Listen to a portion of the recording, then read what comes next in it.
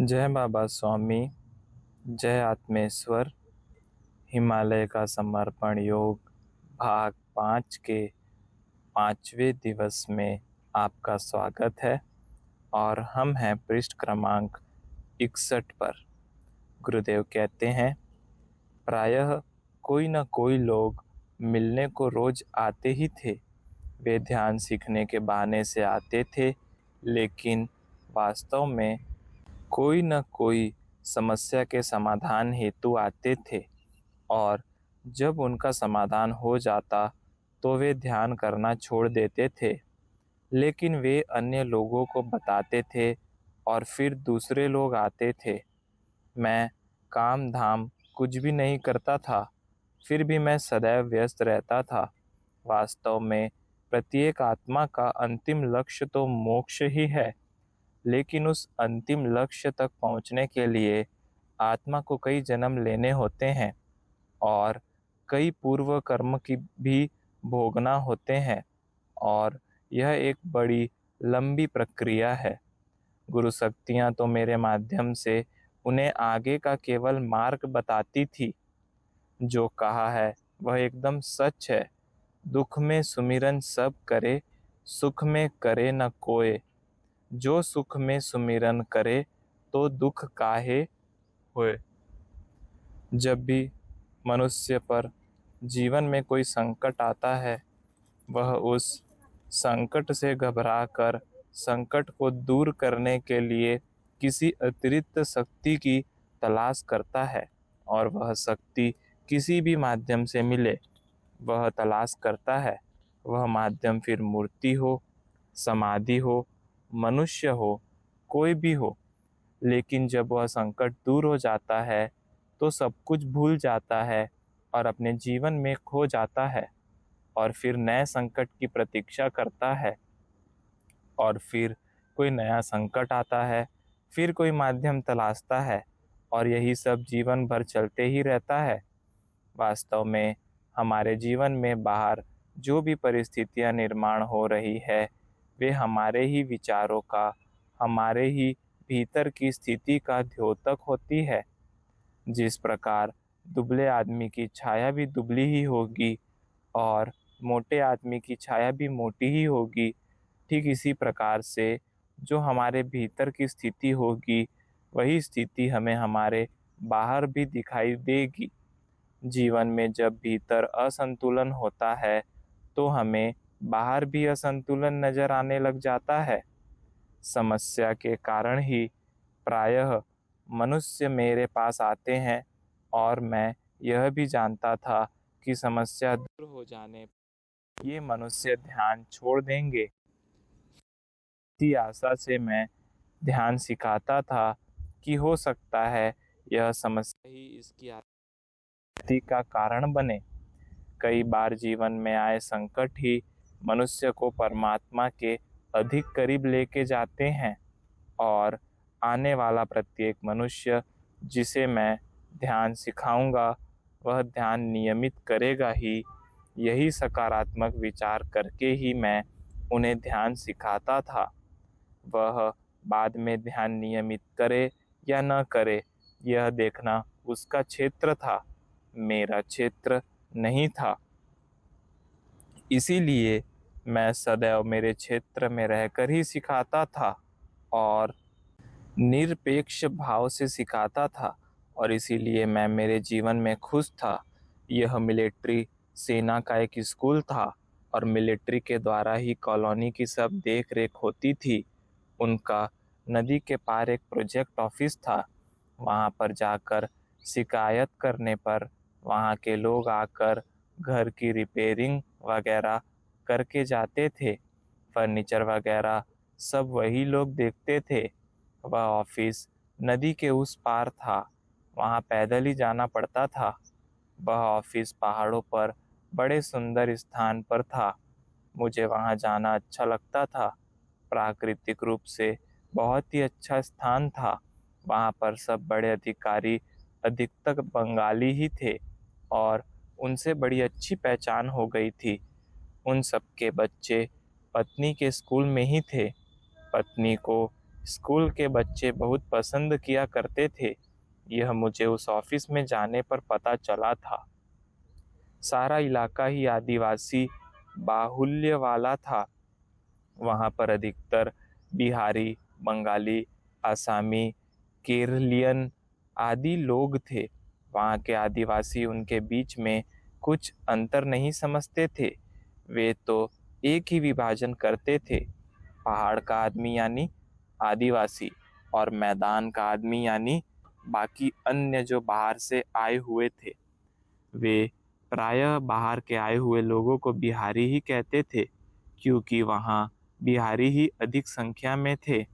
वहाँ के आदिवासियों में भी अनेक प्रकार के लोग थे, लेकिन मुख्यतः निशी, आदि, खामती ऐसे 3 प्रकार के आदिवासी प्रमुखता से थे। वहाँ का सबसे बड़ा अस्पताल रामकृष्ण मिशन के द्वारा चलाया जा रहा था। रामकृष्ण मिशन के कई आश्रम भी थे। विवेकानंद केंद्र भी, अरुण ज्योति नामक एक संस्था वहाँ कार्यरत थी।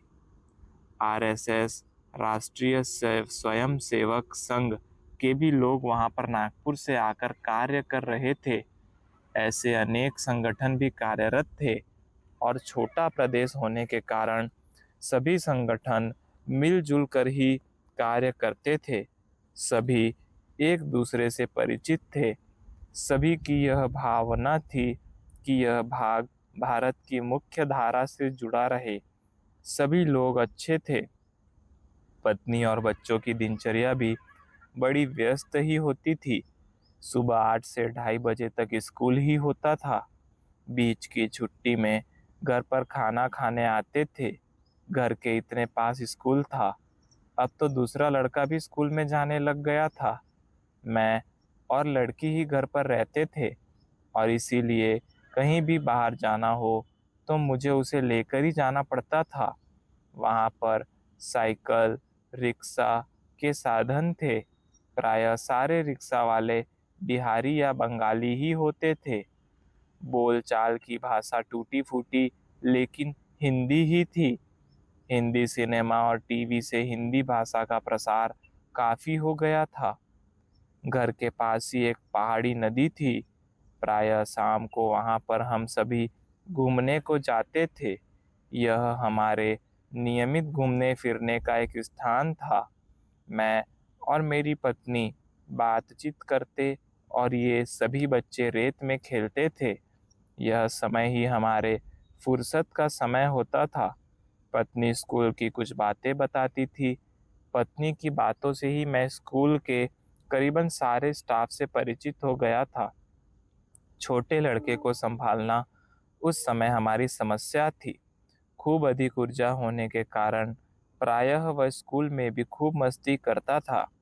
मैं, पत्नी और बड़ा लड़का उस पर सतत ध्यान रखते थे। वह बड़ा खुराफाती था। वह कब क्या करेगा इसका कोई भरोसा नहीं होता था। कहीं भी जाओ तो उसका विशेष ध्यान रखना पड़ता था।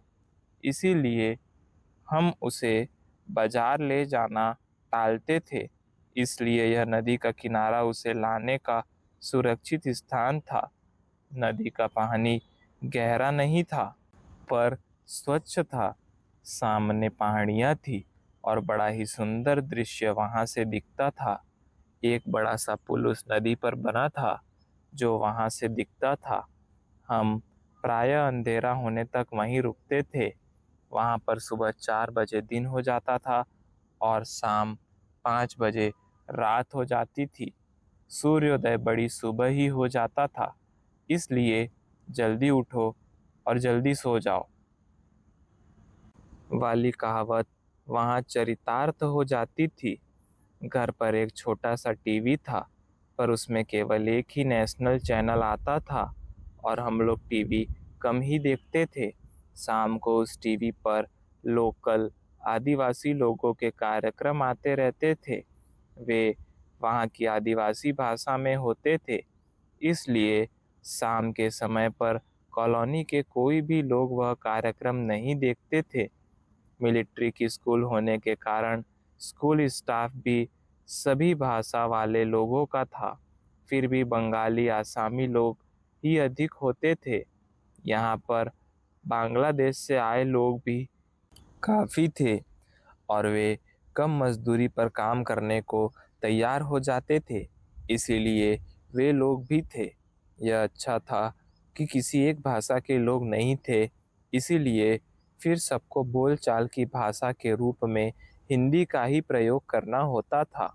घर पर बर्तन, कपड़े, झाड़ू पोछा के लिए एक बाई थी और बाकी किचन आदि का कार्य मैं स्वयं ही करता था। पत्नी की तनख्वाह बराबर पहली तारीख को उसके खाते में जमा हो जाती थी। उस एक तारीख की राह में प्रायः महीने का आखिरी सप्ताह बीतता था। वह एक तारीख को तनख्वाह लाकर मुझे दे देती थी। बाद में सभी खर्च मैं ही व्यवस्थित रूप से करता था। कुछ बचत नहीं होती थी, पर काम चल जाता था। मुख्य खर्च दूध वाले, किराना और काम वाली बाई का ही था। बाकी सब्जी के खर्च के लिए प्रति सप्ताह का एक लिफाफा बनाकर सब्जी का एक अलग बजट में रखा करता था। दवाइयों का खर्च शून्य था। घर में कोई दवाई की गोली नहीं थी। वहाँ का दवाखाना कहाँ था वह मालूम नहीं था, लेकिन डॉक्टर चुंग के आने से डॉक्टर से भी पहचान हो गई। तब तक डॉक्टर से कभी मुलाकात नहीं हुई थी। स्कूल प्रारंभ होते समय पाठ्य पुस्तकों और ड्रेस का बड़ा खर्च होता था। ऐसी स्थिति में भी हम लोग मई जून में घूमने परिवार सहित कहीं न कहीं जाते ही थे, क्योंकि वहाँ पर होम टाउन या LTC की सुविधा स्कूल में थी। होम टाउन नागपुर था तो टिकट खर्च का एडवांस भी मिल जाता था और वहाँ पर छुट्टियों के पहले एडवांस मिलता ही था, क्योंकि छुट्टियों में सभी प्रायः अपने अपने घर जाते ही थे। सभी लोग बाहर के थे। मई जून में तो सारी कॉलोनी ही वीरान हो जाती थी। जो लोग वहीं के अन्य विभागों में कार्यरत थे वे ही लोग वहाँ रहते थे। स्कूल काफ़ी बड़ी थी, इसीलिए स्कूल का स्टाफ कर्मचारी वर्ग भी बहुत बड़ा था, लेकिन स्कूल सुव्यवस्थित रूप से चलती थी। एक रात को पत्नी 11 बजे तक बैठकर कुछ स्कूल का कार्य कर रही थी। मैंने पत्नी को पूछा, क्या यह आवश्यक है? उसने कहा, कल स्कूल में चेकिंग है और कल गुवाहाटी से मुख्य शिक्षा अधिकारी आ रहे हैं और उनको यह सब दिखाना है। तभी उसे पिछली घटना याद आई और उसने पूछा, पिछली बार क्या आपने आपकी चित्त शक्ति से शिक्षा अधिकारी को रोका था? मैंने कहा, नहीं, यह एक सिद्धि है। इस सिद्धि के प्राप्त हो जाने पर मनुष्य अपने चित्त को भूतकाल में और भविष्य काल में ले जा सकता है और किसी भी मनुष्य का भूतकाल जान सकता है, किसी का भी भविष्य काल जान सकता है। लेकिन इस सिद्धि का प्रयोग मैंने कभी नहीं किया। लेकिन यह सिद्धि मेरे गुरुदेव को प्राप्त थी और बाद में उनकी कृपा में मुझे प्राप्त हो गई। उसी सिद्धि के कारण वे मेरा भविष्य जानते थे। यह जंगल मेरी साधना भूमि है, कर्म भूमि नहीं। मेरे कर्म में लाखों करोड़ों लोगों तक पहुंचना है। यहाँ तो इतने लोग ही नहीं हैं, यानी एक दिन हमें समाज में लौटना ही होगा। चित्त प्रायः दूसरों में जाकर ही अधिक नष्ट होता है, क्योंकि हम दूसरों के ही विचार करते रहते हैं और इससे प्रक्रिया यह होती है मानो हमने ही हमारे शरीर पर पहने हुए एक सफ़ेद शुभ वस्त्र से उस प्रत्येक व्यक्ति के पैर पोंछे जितने व्यक्ति पर हमने अपना चित्त डाला है। इसलिए जब हम ऐसे वातावरण में रहते हैं जहाँ चित्त कहीं नहीं जाता है तो चित्त स्वयं ही सशक्त होने लग जाता है और चित्त को यह सिद्धि स्वयं ही प्राप्त हो जाती है, क्योंकि स्थिति बन जाने पर कोई न कोई गुरु आपके जीवन में आएगा और वह उस सिद्धि को प्रदान करेगा। मेरे गुरुदेव ने कहा, मैं तो एक निमित्त हूँ, सिद्धि पाने का तेरा समय आ गया है, इसलिए वह दे रहा हूँ। मैंने नहीं दिया तो भी वह किसी और से तुझे प्राप्त हो जाएगी। इस सिद्धि का उपयोग करने की कभी भी इच्छा नहीं होती और अभी तक नहीं किया, लेकिन मैं तेरे से अधिक अटैच हूँ, इसलिए उस दिन वह अनायास ही हो गया। यह बेचारी इतनी रात भर जागकर कार्य कर रही है, क्या वह शिक्षा अधिकारी सचमुच आने वाला है? और क्षण में चित्त दूसरे दिन में जाकर देख आया कि वह शिक्षा अधिकारी नहीं आने वाला है, और जो देखा वह बताया, वह तब पहुंचने वाला नहीं था। यह सच था। मैंने उसमें कुछ नहीं किया, न मैंने चित्त से उसे आने से रोका। यह तो सब होने ही वाला था। मैंने केवल वह जानकर पहले बता दिया। पहले तो ऐसा जानना नहीं चाहिए और जाना तो बताना नहीं चाहिए। वह अनायास मेरे मुंह से निकल गया। भावनात्मक रिश्ते मनुष्य को कमज़ोर बनाते हैं, इसीलिए संत महात्मा इन सभी रिश्तों और संबंधों से दूर ही रहते हैं। क्या है, किसी गरीब व्यक्ति को अगर उसका भूतकाल जान करके बताया कि तू पहले यहाँ का राजा था, तो भी वह गरीब व्यक्ति आत्मग्लानि में चला जाएगा। और किसी धनवान व्यक्ति को बताया कि तू पहले जन्म में कितना गरीब था, तो उस धनवान मनुष्य में अहंकार आ जाएगा, मैं अब कहाँ से कहाँ तक पहुँच गया। तो यह सिद्धि से भूतकाल जानना और भविष्य काल जानना दोनों उचित नहीं जान पड़ता है, क्योंकि किसी को बता दिया कि तू एक दिन खूब धनवान होने वाला है, तो वह वर्तमान में कार्य करना ही छोड़ देगा कि मैं तो धनवान बनने ही वाला हूँ। दोनों ही स्थितियाँ ठीक नहीं हैं।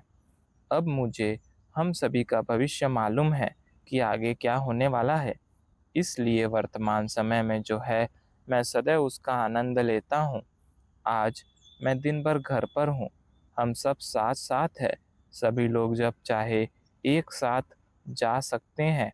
यह सब धनात्मक बातें हैं, अभी इसका ही आनंद लेना चाहिए। आज जीवन में पैसे, सुविधाएं ऋणात्मक है, उसका विचार नहीं करना चाहिए, क्योंकि आने वाले समय में जो धनात्मक है वह ऋणात्मक होगा और ऋणात्मक है वह धनात्मक होगा। यह सब जीवन चक्र का भाग है। कल धन होगा, सुविधाएं होंगी, पर परिवार के सभी सदस्यों के साथ का सुख नहीं होगा। यह मनुष्य का जीवन चक्र चलते ही रहता है। इसलिए मनुष्य ने अभी जीवन में जो पॉजिटिव है उसी पर ध्यान देना चाहिए, जो नेगेटिव है उस पर ध्यान न दे, क्योंकि जो नेगेटिव है वह कल पॉजिटिव होगा और आज जो पॉजिटिव है वो कल नेगेटिव होगा ही। इसलिए चित्त का आध्यात्मिक क्षेत्र में बड़ा महत्व है। हम हमारे चित्त को कभी भी शुद्ध और पवित्र नहीं कर सकते, क्योंकि हम जितना अच्छा याद करते हैं उससे 10 गुना ज़्यादा बुरा याद करते हैं, तो चित्त शुद्ध कैसे होगा। चित्त को तो केवल और केवल गुरु चरण पर रखकर ही पवित्र किया जा सकता है और पवित्र रखा जा सकता है, क्योंकि गुरु चरण पर हमें शुद्ध चित्त की सामूहिकता मिलती है। मैंने गुरु चरण पर चित्त रखकर ही चित्त की पवित्रता पाई है। सिद्धियां तो उसका बाई प्रोडक्ट है। सिद्धियों के पीछे मैं जीवन में कभी नहीं रहा। एक दिन सुबह सुबह पत्नी ने यही विषय को छेड़ा, क्या आपको किसी गुरु ने ये सिद्धियां दी हैं या आपने स्वयं ने प्राप्त की हैं? मैंने बड़ी गंभीरता से कहा, ये सिद्धियां लेकर ही मैं जन्मा था, पिछले जन्म में ही वे प्राप्त की थी। वास्तव में जिस प्रकार पिता की संपत्ति पुत्र को अनायास ही प्राप्त हो जाती है, पुत्र वह न लेता है और न पिता वह संपत्ति पुत्र को देता है, सिद्धियों का भी ऐसा ही है। एक आध्यात्मिक स्थिति होते होते अनायास ही वे प्राप्त हो जाती है। हाँ, उन्हें देने के लिए कोई निमित्त अवश्य बनता है, लेकिन सिद्धियां प्राप्त करना है करके कोई प्राप्त नहीं कर सकता है, और न ही अपनी प्राप्त सिद्धियों का प्रदर्शन किया जा सकता है, क्योंकि आत्मा को प्राप्त शक्तियों का शरीर से कैसे प्रदर्शन हो सकता है और न ही इसे परखा जा सकता है। प्रदर्शन करना और परखना दोनों स्थितियां योग्य नहीं है। सिद्धियों का प्रदर्शन इसीलिए भी नहीं किया जा सकता है क्योंकि वह आत्मा की प्राप्त संपत्ति होती है। अब शरीर से उसका प्रदर्शन कैसे हो सकता है? ठीक इसी प्रकार एक मनुष्य उसे परखने बैठेगा तो वह भी केवल बुद्धि से, और बुद्धि का संबंध शरीर से होता है, तो आत्मशक्तियों को परखने के लिए शरीर काफी नहीं होता, और इसीलिए इन सिद्धियों का प्रदर्शन और परखना या जांच करना दोनों योग्य नहीं जान पड़ते हैं।